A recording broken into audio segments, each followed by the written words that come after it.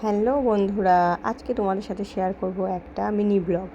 দেখো, আমি দুপুরবেলা খেতে বসেছিলাম, সেরকম টাইমে ফোন করেছে আমার ননদের মেয়ে, কারণ তার স্কুলে একটা প্রোগ্রাম আছে আর আমাকে নাকি তাকে সাজাতে হবে। তাও আমাকে বলছে 1 ঘন্টা আগে, কারণ তার স্কুলের প্রোগ্রামটা ছিল 3টের সময় আর আমাকে ফোন করেছে 2টোর সময়। জাস্ট কোনো রকম খেয়ে আমরা বার হয়ে গেছি। আর আমাদের বাড়ি থেকে ওদের বাড়ির দূরত্ব প্রায় আধ ঘন্টা। আর এখন আমরা বার হয়েছি, জাস্ট কোনো রকম একটু খাওয়া দাওয়া করেছি আর আমরা রেডি হয়ে বার হয়ে গেছি। হ্যাঁ, আমি জানতাম ওর স্কুলের প্রোগ্রাম আছে, কিন্তু আমাকে আগে থাকতে বলেনি যে আমাকে ওকে সাজাতে হবে। যদি বলতো তো আমি সেরকম প্রিপারেশানটা নিতাম। জাস্ট কিছুই বলেনি, জাস্ট 1 ঘন্টা আগে বলেছে। তো দেখো, আমি সেরকম কিছু রেডি হতে পারিনি, জাস্ট বার হয়ে গেছি।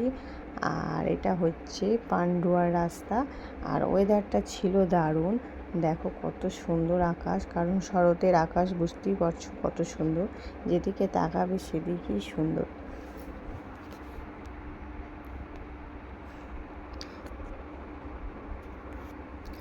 তো ফাইনালি আমরা পৌঁছে গেছি ওদের বাড়িতে।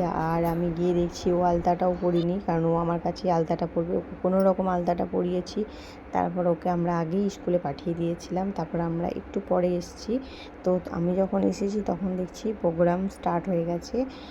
আর আমরা কিন্তু ওর প্রোগ্রামটা মিস করিনি, এটা হচ্ছে ফার্স্ট প্রোগ্রাম। আমরা জাস্ট স্কুলে পৌঁছেছি আর প্রোগ্রাম স্টার্ট। এখানে দেখো দুটো বাবু ডান্স করছিল। এদের পরে আমার ভাগ্নিদের, মানে আমার ননদের মেয়ের যে প্রোগ্রামটা নাচে সেটা হবে। ঠিক আছে, এটা চেঞ্জ হয়ে গেল।